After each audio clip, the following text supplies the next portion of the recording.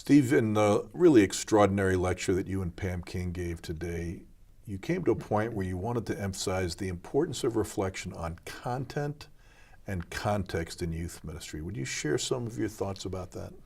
Yes, so Pam brought up this idea of we need coordinates to help young people in their faith journeys, and I thought that was a great metaphor. And I've used this idea of content and context, and this idea came from my reflecting on Philippians 3, where Paul says, I want to know Christ.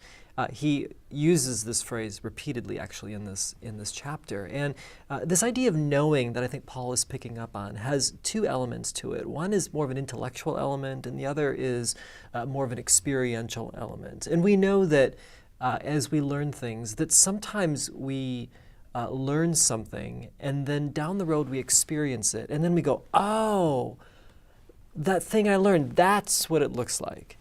And there are other times where we have an experience, but we don't have language for it. And then all of a sudden we learn something and we go, oh, that puts words to what I was experiencing. It's kind of like a great song. Like if you hear a song and it resonates with you deeply, it's like somehow the artist has put language and tune and emotion to something that you've experienced before. And there's that connection. And I think that connection, that intersection of the intellectual and the experiential is this place of knowing. And so I began to think, well, if we think about cultivating environments for faith formation for young people, how do we do that? Like what are we trying to do with our teaching or our small groups or our discipleship? And I think what it ultimately comes down to is keeping our eyes on the ball on two things.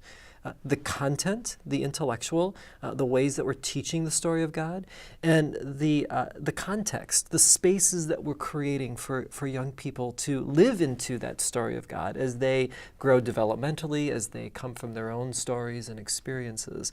So I think what we can do as youth workers then is to think hard about that. How do I become a better content person? And I'm not just talking curriculum, I'm talking about how do we creatively tell the narrative?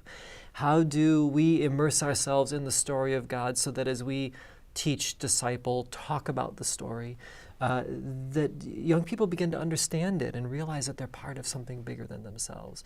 And then the context piece is really about saying how do we create environments where young people feel the freedom and the safety and the inspiration to take risks, to step into that narrative, given wherever they're coming from. What does it mean for me to be faithful? What does it mean for me to choose one thing over another? What if I have these questions? Is there room for me in the space to interact with that story with my own life as I make sense of my spiritual journey along the way? And so I love that picture because it leaves a lot of room for play.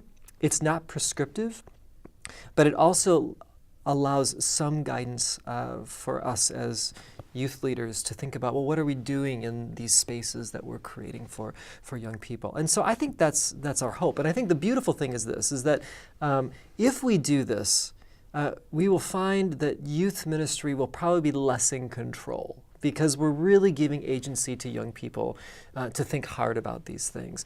But I also think what we're doing is that we're helping young people begin to find their way in the story that has limitless possibilities and opens them up and prepares them not to just keep going to church or to youth group, but begin to transpose and translate their faith outside the four walls of the church context into work, into life, into school, into relationships. And I think if we begin to do that, then I think we're doing something that's really, really beneficial to our young people.